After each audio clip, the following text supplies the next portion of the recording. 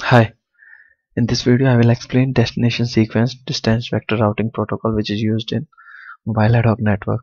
This is a extension of distance vector routing protocol.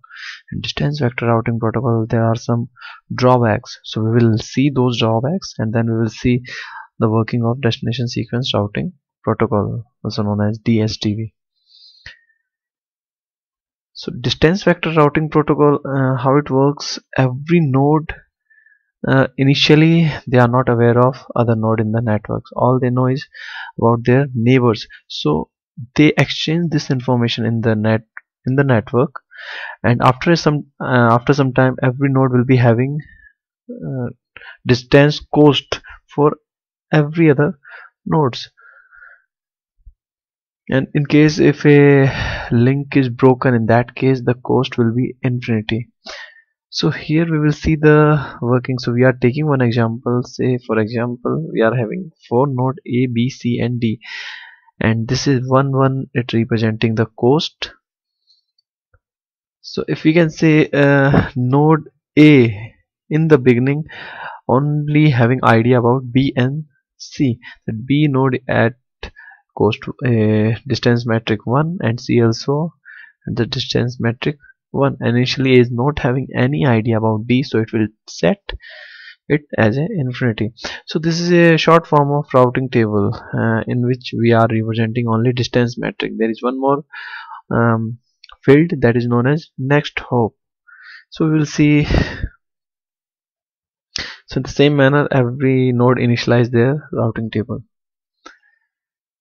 So what will happen next is every node broadcast their tables to its neighbors.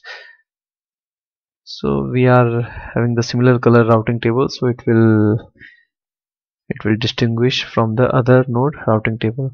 So this is the initial routing table, and we are not using next hop field here. First we are taking only two field in our routing table, destination and the distance cost. We are skipping next hop field, which we will see that field in the later slide. So this is the initial scenario. So now every node start broadcast.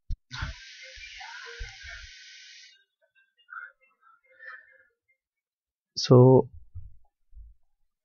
A will broadcast this table to its neighbors B and C. Now B received this table, C also received this table. Now on the basis of these table, B and C will update their table. So if we have a look on B, we will find out that I'm not able to go to D and C, but A is able to reach C. So B would find out that C is reachable from A. So it will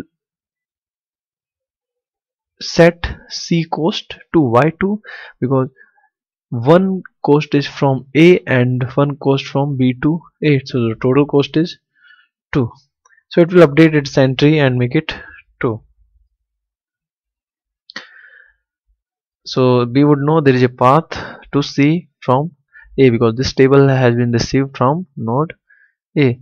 Now if you will see about node C, node C for node C B is unreachable, but the table received from A saying B is reachable at cost 1. So from C the total cost is true 2. So C also update its table and make it 2. It means this is a path to B from A.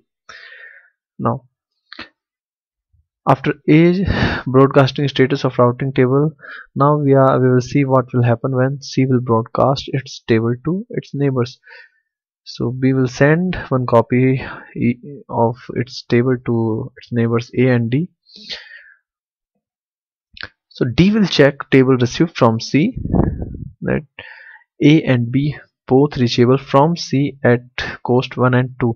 So it will update its table and make it A cost 3, because A is reachable from C at cost 1. Sorry, A is reachable from C cost 1, and so from D it will be 2, not 3. So this will be the final table of the D. B is reachable at cost 3 and A is reachable at cost 2. Now when A received the table of C, A would find out D is reachable from C with cost 1, and here A is having D equal to D cost infinity, so A will make it 2, one this one and one this cost. So A also updated its table. So now we will see, so this broadcasting node keep on broadcasting their table. So when A again broadcasts its table, so B will find out D is reachable with cost 2 from node A, and so that's why B also update its table for destination D with cost 3, so it will be 3. So this is the, after some time all table will be stabilized, and this is the final scenario of this table. Here we are skipping one field, next hop. Next hop means if we want to send some packet to destination, to which node we have to forward our packet. So this is the how distance vector routing protocol works. Every node share their routing table to other neighbors, and other neighbors fetch information from these table, and then they also update their table. So all these steps we have written here, we have already seen. Okay, now so there is a periodic update after a specified time. Every node has to send table again. So this is the actual table. In the next previous example we have shown destination and distance, but there is one more field, next hop. What is the purpose of this field? So if you will see the table of A, it's saying destination C. In order to reach C, we have to forward our packet to B, and the total cost is 2. This is the table of B, and this is the table of C. Okay, now we will see what is the problem in distance vector routing protocol. So say at a point of time we are having this table. Again, we are not considering next hop, for we are taking a short routing table, only destination and the cost. So this is the scenario. At a point of time A is having table C cost 2, B cost 1. Similar, A and C at 1 cost, C having table A, B at cost of 2 and 1. Now say after some time the link between B and C broken. So whenever a link is broken, the corresponding neighbors will set their cost for that particular node as infinity. So B will set infinity for C. Now every node will broadcast their table. So if before B broadcast its table to A, if A send its table to B, then this problem arises. What is the problem? So we are considering A broadcasting its table to B. So now B will see that C is unreachable from me, but C is reachable from node A, as this table is saying C is reachable with cost 2, but actually if you will see, A is reaching C by going through B, but B is not checking that information, that this table is having a updated information as the old information. B will just check the cost, so it would know C is reachable with 2 cost, so it will make its entry 3. Why 3? C is reachable from A with 2 cost, and A is reachable from B with 1 cost, so total is 3. So it will update its table. C is 3. Now B will broadcast its table to A. Now A is reaching C through B, so A will find out that C is reachable from B with cost 3. So this cost is updated, so A also updates its cost to 4, and then again A will broadcast, B will make it 5, A will make it 6, so they will keep on increasing this cost. So this problem is known as count to infinity problem. So in order to solve this problem, DSDV routing protocol, what DSDV routing protocol has done, With cost metric, they are also considering the time of that information. They are also considering at the table receiving from the node is the updated information or the old information. So for that purpose, they are using a sequence number for every node, and this sequence number we can consider as a timestamp. Every node is having a counter, so whenever they send any table, this counter is increased, and the counter value will be used as a timestamp.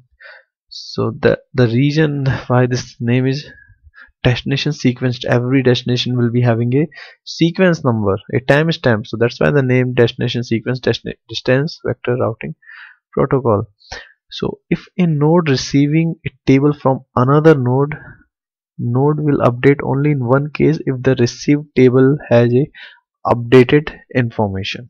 So however, how a node would know this table is having updated information or not? It will check sequence number, destination sequence number. So if that sequence number is higher, it means that information is the updated information. This is the routing entry in the DSDV routing table: destination, next hop, distance, and one more sequence number to find out whether the received information is updated or not.